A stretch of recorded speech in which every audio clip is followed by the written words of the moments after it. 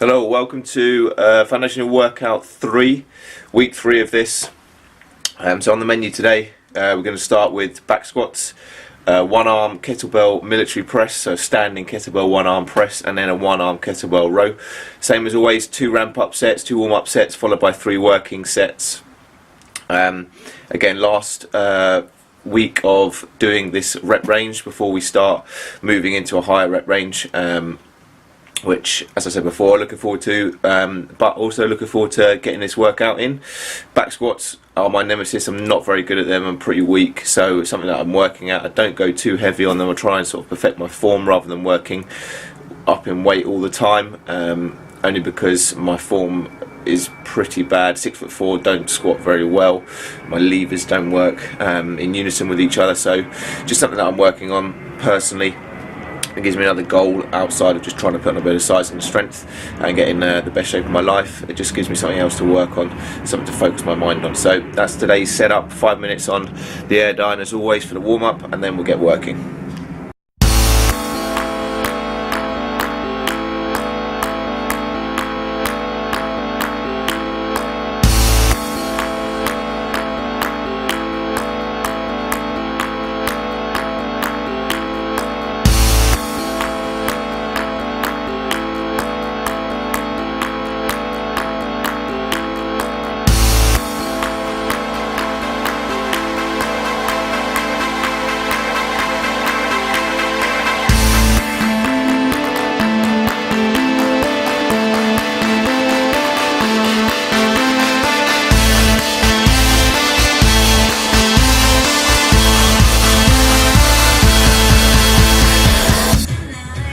So a few tips for these exercises.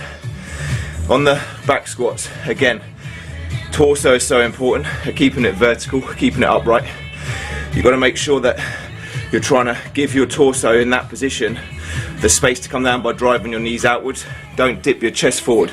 That's what I do wrong, so I end up putting too much stress on my lower back as I come out of the bottom of the hole. Try and keep your torso as upright as possible to make sure your quads are doing the work for you. Everyone's mechanics are slightly different, so everyone's squat's going to look slightly different, but you don't want to have too much forward lean so that you're stressing your lower back and not driving with your legs. On the kettlebell one arm press, stability is key. Strength comes from the ground up, so make sure your feet are planted into the floor and all of your joints above your feet are in line, so that when the weight's pressed above your head, bicep towards your ear, everything is stable underneath it. And then on the one arm row, drive your elbow to that pocket, but keep your back really straight, so you're trying to pull the weight backwards to that pocket there on the hip, elbow up nice and high, and you're driving the elbow close towards the ribs to get your lat involved, so stay tight with that as well.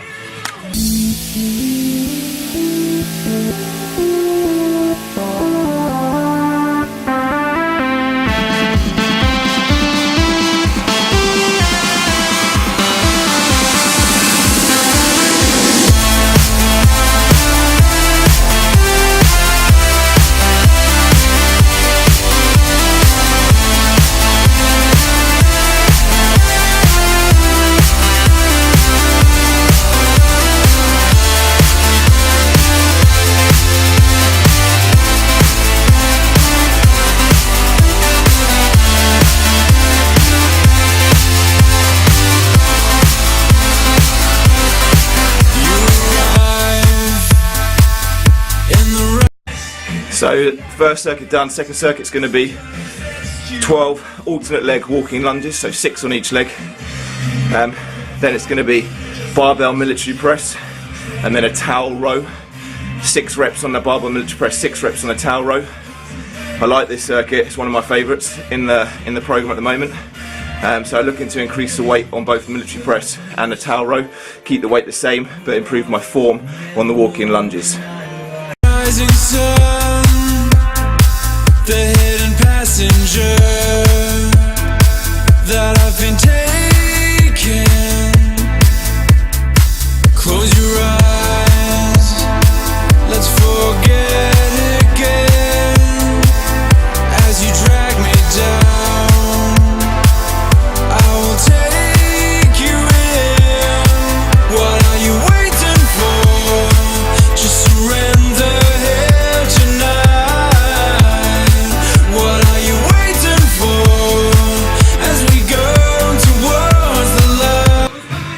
So a few tips for these ones. On the walking lunges again, keep your knee joint directly above your ankle on the front leg. That's where you're loading the weight. That's where you're going to get your quad involved. Your glute and hamstring will still kick in, but you don't want your knees shooting forwards, because the knees shooting forwards is what's going to basically shear your knee joints. So you want to keep your knee over your ankle and work on those two right angles that we've talked about before. Watch the previous YouTube workout 3 and you'll see what I mean. On the military press, elbows under the bar push, elbows through the bar in order to move the weight, and biceps get pushed towards ears. Stable underneath the bar again, all joints in line from ankle, knee, hip, shoulders, and then obviously the weight above you. Everything's in line, you're not overarching, so if you're falling over backwards, it means that there's too much weight on the bar. Reduce it, control the weight. If you're too much weight on your toes, it means that your stance is probably too narrow, so widen it. And then on the towel row, really tight grip, get close towards the joint of the bar, and then drive elbows up towards the sky. Keep it tight towards your elbow, towards your ribs, and then really squeeze those scapular, shoulder blades together so you're bracing every rep. Don't use your torso to move the weight. When everything is said and done, so looking for answers, if only one turn my back, the edge has gone, left with no reason, we come undone.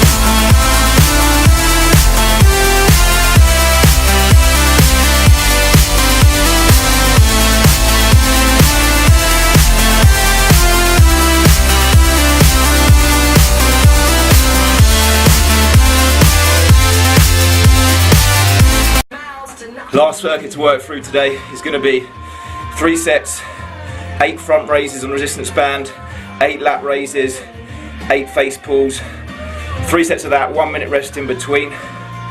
A few tips for these 3 exercises. Front raises. If you go palms up, you bring a lot more of your delt, front delt into it, and also your chest. When you go knuckles up, it's majority just shoulders, you don't bring your chest into as much. So if you want to work more chest on the resistance band front raise, palms face up, you get more chest involved as well as the frontal delt. On the lat raises, strict form is key. Lift with your elbow, not with your hand. So that means that you raise your elbow up towards the sky instead of pulling the band with your hand and having your hand higher than your elbow. If you bring your elbow up, it's connected more to your shoulder, you get more out of your lateral part of the deltoid head. And then for the face pulls, hands as wide past your face as you can pull them, make them difficult, make sure your shoulder blades squeeze at the top of the movement, you squeeze and you hold that tension in the shoulders, then you release but don't relax, and then drive again for the next rep. So pull your hands as wide past your face as possible, face pulls, clues in the name.